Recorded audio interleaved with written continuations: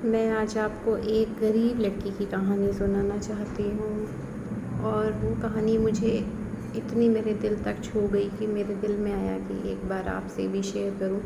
शायद आपको भी बहुत अच्छा लगे और आप भी शायद उससे कुछ सीखें, समझें। तो ऐसी बात है कि ये पिछले करोना काल मतलब पिछले साल की बात है, जब करोना शुरू हुआ था तो लॉकडाउन हो गया और लोग बहुत मुश्किलों से, जो बेचारे रोज़ रोटी कमाते हैं और कहीं चलो रोटी कमाने वाले भी नहीं कहूँ, अगर मैं उनकी बात करूँ जो अपंग होते हैं, बेसहारा होते हैं, जो रोज़ भीख मांग कर अपना गुजारा करते हैं और जिनके हाथ पाँव नहीं होते हैं या वो एबनॉर्मल होते हैं, तो उन लोगों का अगर सोचा जाए तो सच में परेशानी वाली बात लगती है कि चलो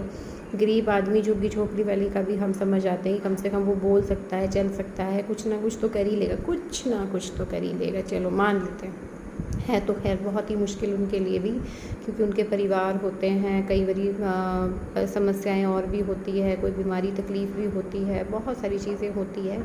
खैर आसान तो वो भी नहीं है, लेकिन मैं कभी कभी मेरा जब ध्यान उनकी तरफ जाता है, क्योंकि मैं आपको बताऊं हमारे तो यहाँ पे लखतता पीर है तो वहाँ पे और कई मंदिर भी है, तो वहाँ पे कुछ एक लोग जो बैठते हैं भीख मांगने, और मैं देखती हूँ बाज़ार में भी जो घूमते हैं, जो एबनॉर्मल है, मतलब जिनका माइंड भी ढंग से काम नहीं करता है या हाथ पाँव नहीं है, या मतलब कि वो किसी तरह से मतलब खाना नहीं बना सकते। अगर आप उनको कच्चा सामान भी दे दो खाना बनाने का, तो वो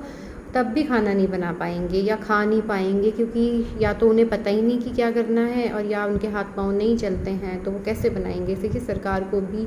ये चीज़ें सोचकर कुछ इनके बारे में भी करना चाहिए है कि भी जो लोग बना ही नहीं सकते,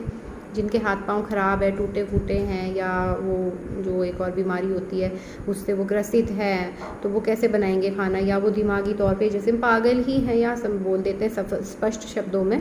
तो वो आदमी कहाँ खाना बनाएगा अपने लिए। ठीक है, ऊपर से करोना है तो कोई और भी आदमी जाकर देगा नहीं, जो देते भी थे पहले वो लोग भी नहीं देंगे, तो वो लोग कहाँ से खाना खाएंगे। ठीक है, एक बहुत बड़ी बात है ये, सोचने वाली बात है ये, और हम में से ये करना चाहिए है, चाहे दूरी रखते हुए ही उनको कुछ ना कुछ सहायता दे देनी चाहिए। कोई खाना घर में बना हो तो वो दे देना चाहिए, कुछ कर देना चाहिए। तो मैं उसी दौरान की बात कर रही हूँ। एक छोटी सी लड़की, कम से कम 7-8 साल की होगी, वो उसका फ़ोन आया हमारे एक सेवा करता है उनके पास कि आप अंकल आकर के हम आपको कुछ देना चाहते हैं, कुछ राशन सामग्री, तो आप वो ले जाइए।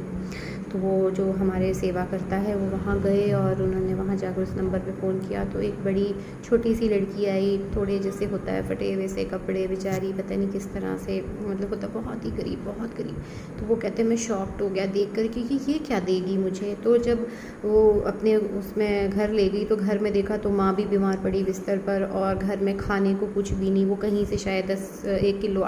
चावल लेकर के आई और उस लड़की ने वो उनको दिया और कहा कि अंकल ये मेरी मम्मी की बड़ी श्रद्धा है कि हमारी तरफ से भी कुछ आप जो खाना खिलाते हैं लोगों को, उनको उसके बीच में कुछ हम भी अपना दे सकें, तो हम इतना ही कर सकते हैं। तो वो जो हमारी सेवा करता है वो बड़े दुखी मन से लेकिन आ गए वहाँ से वापस आए, और तुरंत ही शाम को जो भी खाना बना तो सबसे पहले जाकर उसी के घर पे छोड़ के आए। और उसके बाद नियम बनाया है कि जब पिछले साल मेरे ख्याल से 3-4 महीने जो कर लॉकडाउन रहा तो कम्प्लीटली उनके घर पे खाना गया 2 टाइम, और इस साल भी जा रहा है। तो कहने का क्या मतलब है, हमें उनसे एक प्रेरणा मिली कि जिनके घर में कुछ भी नहीं, जो बीमार भी है, जिनका अपने ही घर में राशन नहीं है, वो भी दूसरे के लिए मतलब सोच रहे हैं कि हम कहीं समाज की सेवा में अपना हाथ बटा सकें। अपने घर में राशन ना होते हुए भी वो दूसरे के लिए ऐसा सोच रखते हैं। मतलब वो, मैं तो सोचती हूँ वो लेडी, वो स्त्री महान है, वो बच्ची महान है कि वो शायद अपने लिए कुछ भी ना रखते हुए दूसरों के कल्याण के लिए सोच रहे हैं कि कोरोना से जो लोग परेशान हैं और कई लोग हैं तो उनको हम चाहे 1 किलो ही सही लेकिन दे तो सही। क्या तो इससे क्या मतलब निकलता है, इसका मतलब ये निकलता है कि हमें देते वक्त ये नहीं सोचना चाहिए कि हम क्या दे रहे हैं। मैं तो कहती हूँ एक ब्रेड का पैकेट, एक चाहे आप एक दूध का पैकेट दे दीजिए, दही का दे दीजिए, आप चाहे आलू प्याज कोई 1 किलो दे दीजिए, आधा किलो दे दीजिए, कोई दाल दे दीजिए, कोई मिर्च का पैकेट, कोई हल्दी का पैकेट, कोई नमक का पैकेट, अरे कुछ भी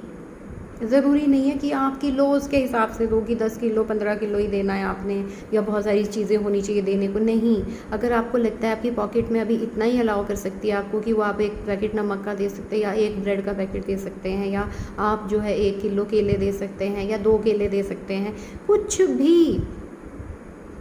मगर वो अपने अंदर लाइए तो सही कि हमें कुछ देना है, हमें कुछ करना है, हमें कुछ तो अंश जो है, कहते हैं हमारे बुजुर्ग क्या करते थे कि आप 10% या 10% या 1% आप भगवान के नाम का जो है अलग से रख लिया करो अपनी सैलरी में से, अपनी अर्निंग में से। तो हम वो जो 1% या 10% हम कहीं अगर बचा रहे हैं तो वो भगवान के लिए तो ठीक है, भगवान को तो किसी चीज़ की कमी नहीं है, भगवान तो प्रेम का भूखा है, आस्था का भूखा है। लेकिन आप उसके बनाए हुए बंदों पर वो पैसा खर्च करो। अगर आपने कहीं अपने मंदिरों के लिए रखा हुआ है वो धन कि हम कभी किसी मंदिर जाएंगे, या हम कभी कोई जगराता कराएंगे, कोई भंडारा कराएंगे, उससे अच्छा तो ये कि अभी इस विपत्ति के समय में आप वो जो आपने धन अगर कहीं पे इकट्ठा किया है तो वो धन में से या तो थोड़ा सा अंश जो है आप कुछ उन लोगों को दो जिनका पेट भर जाए, जो आत्महत्या करने से बच जाए। मैं आपको बताऊं, कई लोग तो ऐसे भी मिल जाते हैं जो बेचारे बहुत ही मजबूर जाते हैं और ये कहने पे मतलब कहते हैं कि हम तो मर ही जाते हैं, अब हम अपने बच्चों को भूखा नहीं देख सकते हैं, उनकी भूख नहीं देख सकते। एक और आदमी का इंसिडेंट बताऊं,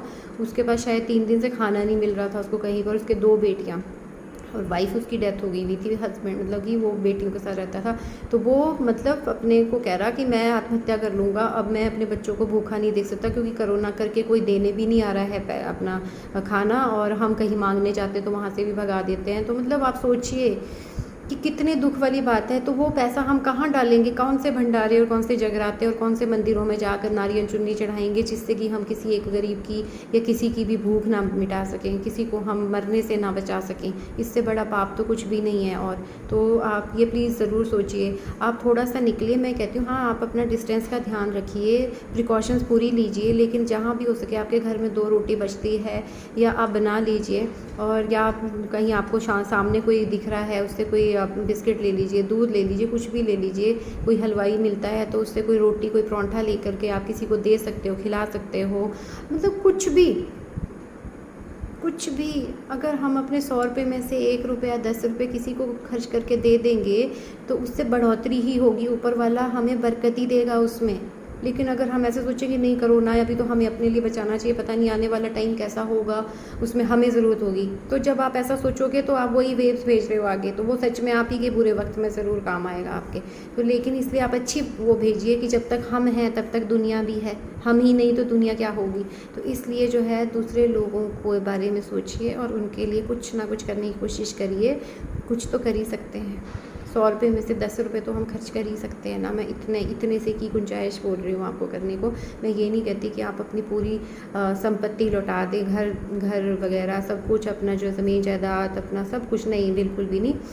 सबसे पहले तो हमारे लिए हमारा घर है, लेकिन हम उसमें से थोड़ा सा 1% और 10% तो ज़रूर निकाल सकते हैं। तो आप इन सब बातों पर ज़रूर सोचिएगा और कुछ करने की कोशिश कीजिएगा। आप जब भी कभी बाहर निकलते हैं ना घर से, तो आप मेरी बात एक बारी माइंड में ज़रूर रखिएगा कि आपको कोई भी मिल जाता है, कोई गाय, कुत्ता, कोई आपको इंसान ऐसा मिलता है जिसको आपकी हेल्प की ज़रूरत है, तो तुरंत उसी वक्त सब्ज़ी वाली दुकान से आप सब्ज़ी लेके दे सकते हो। आप गाय को वहाँ से लेकर के कोई सब्ज़ियाँ खिला सकते हो, किसी को पानी पिला सकते हो, किसी को बिस्कुट का पैकेट दे सकते हो, किसी को ब्रेड का पैकेट दे सकते हो, किसी को दूध का पैकेट, किसी को आलू प्याज, कुछ भी। आप एक गट्ठी जो है सब्ज़ी की भी दे सकते हो, कुछ भी।